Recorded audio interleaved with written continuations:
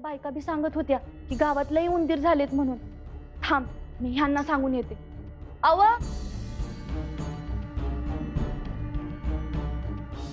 गावात एवढे उंदीर झालेत, कसे काय? एकदम एवढे उंदीर दिसण्याचे काय कारण असेल? आणखी कुणी येणार असण्याचा संकेत तर नाही ना? गणेशा, माता कुठे आहेत? देवींचं अवतार कार्य अजूनही पूर्ण झालेलं नाही आणि ते तुम्हाला ठाऊक आहे. त्यामुळे इतक्यात तरी त्या कैलासावर येणार नाहीत. मग आम्ही भूलोकावर जाऊ का? तिथे तरी तुळजादेवींच्या रूपात त्यांची भेट होईल. मागच्या वेळी झाली तशी. नाही गणेशा, देवी आता भूलोकीही नाहीत, त्या योगनिद्रेत आहेत. योगनिद्रेत? हो, आणि ही योगनिद्रा त्यांच्यासाठी अत्यंत महत्वाची आहे. पुढील काळात त्यांना जे कार्य साध्य करायचं आहे त्यासाठी या योगनिद्रेतूनच त्यांना ऊर्जा प्राप्त होणार आहे. पण त्या योगनिद्रेतून बाहेर कधी येणार? किती काळाची असेल ही योगनिद्रा? ते आम्हालाही ठाऊक नाही गणेशा. मग आम्ही नक्की करायचं काय? मातेची भेट घ्यायची अनिवार्य इच्छा असली तरी आम्ही त्यांना भेटू शकत नाही. आम्हाला त्यांची आठवण आली तरी त्यांचा मायेचा स्पर्श आम्ही अनुभवू शकत नाही. देवींच्या अनुपस्थितीत आम्ही आहोत तुमच्यापाशी. पण मातोश्रींच्या भेटीची ओढ आम्हाला स्वस्थ बसू देत नाही. त्यांच्या तोंडून आमचं नाव ऐकायचं. किती प्रेमाने त्या आम्हाला गणू म्हणून हाक मारायच्या, किती कौतुक करायच्यात. गणेशा, हे सगळे क्षण तुम्हाला पुन्हा अनुभवायला मिळतील. परंतु देवी योगनिद्रेतून बाहेर आल्यावर तुमची आणि त्यांची भेट होईल. परंतु एवढ्यात तरी ते शक्य दिसत नाही. त्यामुळे आपण संयम ठेवावा.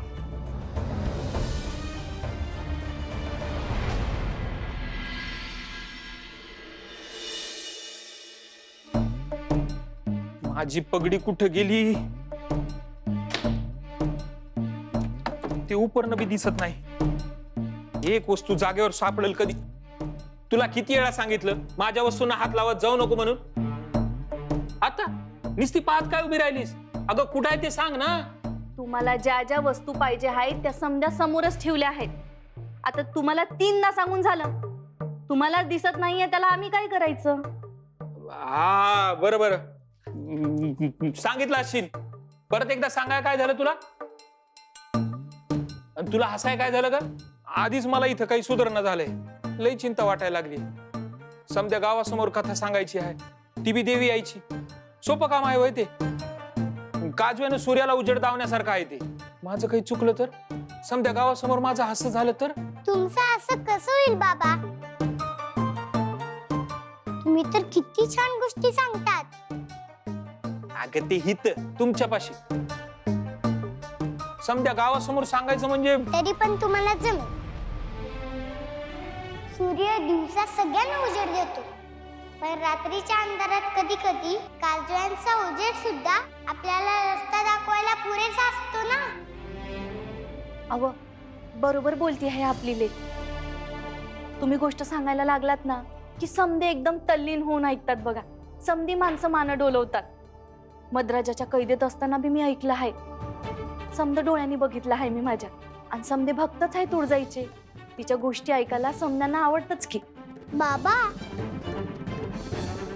तुमच्या मनातली भक्ती जागवा आणि मोकळेपणाने सगळ्यांची बोला. गोष्ट आपोआप सांगितली जाईल. तुळजाई, माझ्या बाबांवर तुझा आशीर्वाद कायम राहू दे. आज त्यांच्या तोंडून तूच तुझी कथा सांग. सगळं छान पार पडू दे. आई राजा उदो उदो, आई राजा उदो उदो, आई राजा उदो उदो.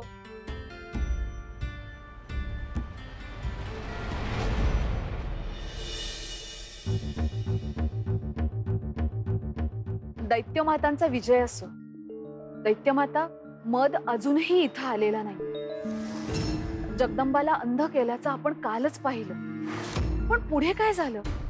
कृपया आपण दर्पणात पाहता का?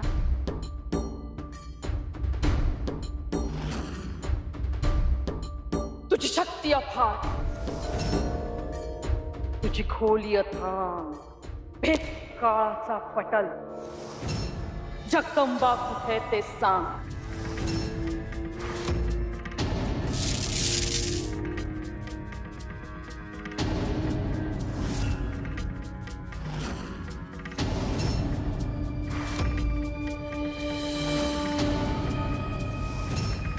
तुझी शक्ती अफाट, तुझी खोली अथांग, भेद काळाचा पटल, जगदंबा कुठे ते सांग.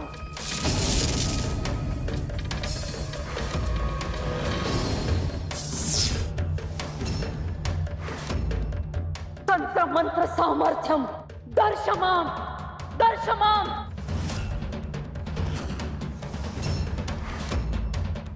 ह्यात काहीच का दिसत नाहीये. ह्यात असा दोष आलाच कसा? मग ती जगदंबा किंवा तुळजाने तर केलं नसेल ना? मागे एकदा तुळजाने या महालात येऊन तो ग्रंथ नष्ट केला होता. तसं तर काही नाही, हे तसं दिसत नाहीये. पण विपरीत आहे हे निश्चित. पण तोपर्यंत जगदंबाची माहिती काढायला हवी आणि त्यासाठी भिंगार गावात जायला हवं. आणि ती कामगिरी पार पाडण्यासाठी आमच्या डोक्यात एक सुयोग्य व्यक्ती आहे.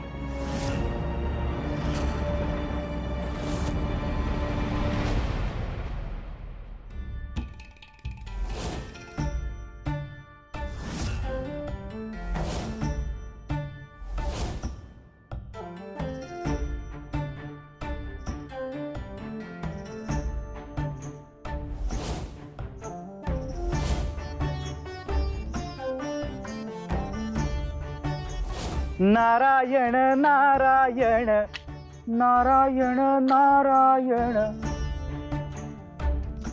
गणेश देवा नमस्कार. मुनिवर्य, तुम्ही प्रणाम.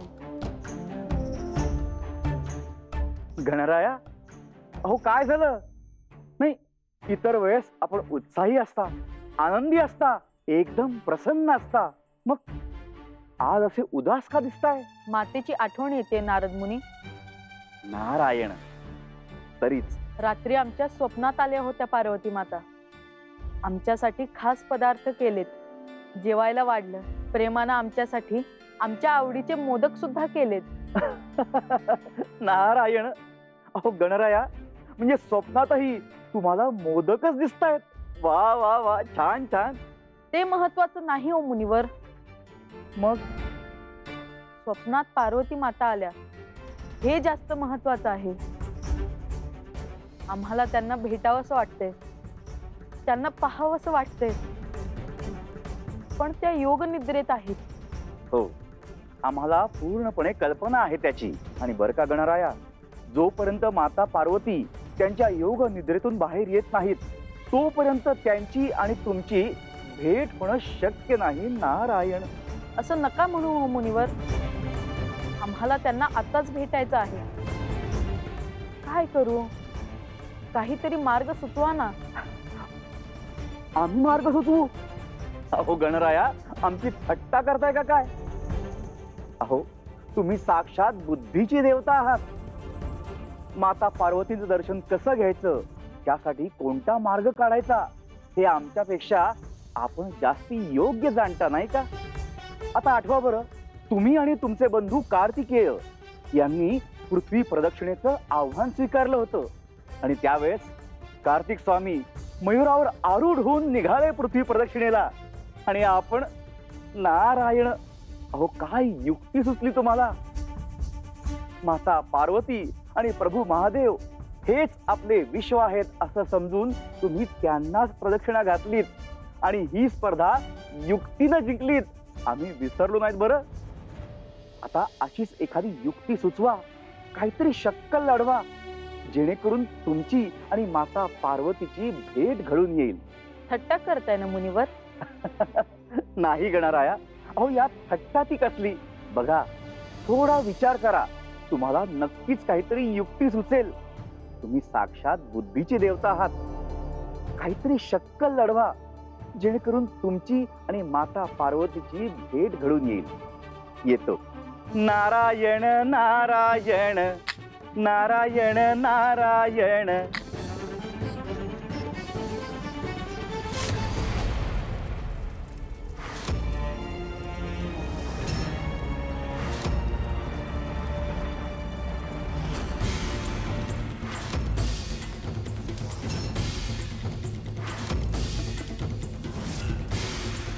मनोरमा, कशी आहेस मनोरमा?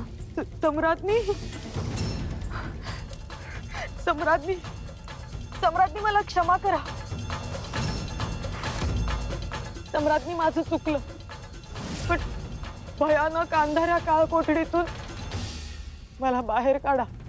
इथून पुढे मी मी सदैव तुमच्या आज्ञेत राहीन. तुम्ही म्हणाल ते करेन, तुम्ही सांगाल ते ऐकेन. पुन्हा तुमचा विश्वासघात कधीच करणार नाही. मला क्षमा करा. ठीक आहे, असं असेल तर आम्ही तुला एक शेवटची संधी देतो. सम्राज्ञी, तुम्ही फक्त काम सांगा, मी ते अगदी प्रामाणिकपणे करेन. पण आता या पुढे जर का काही चूक झाली किंवा आमचा विश्वासघात केलास तर आम्ही तुला जिवंत ठेवणार नाही, हे लक्षात ठेव. नाही नाही सम्राज्ञी, असं असं अजिबात होणार नाही. तुम्ही फक्त काम सांगा.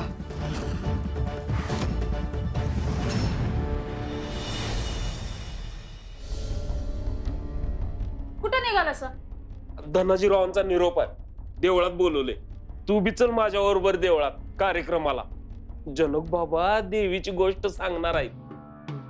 मला नाही ऐकायचं त्या जनक बाबाचं चराट. अहो, साधू महाराजांच्या कृपेनं आपण समद्यांच्या परीस जास्त श्रीमंत झालो आहे. अजून एखादा हंडा गावला ना, या दरिद्र गाव सोडून मी जाणारच आहे. बघाच तुम्ही.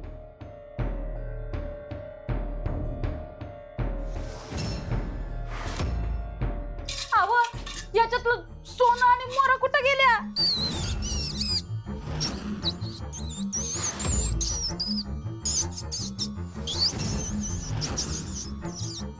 अगं अगं, समजा सोनं त्या उंदरानं पळवलं वाटतं.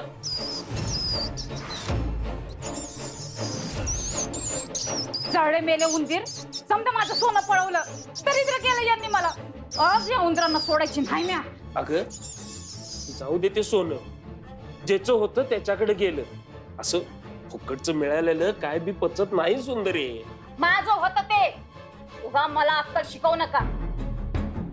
या उंदरांना पकडून मी माझं सोनं परत मिळवणारच आहे.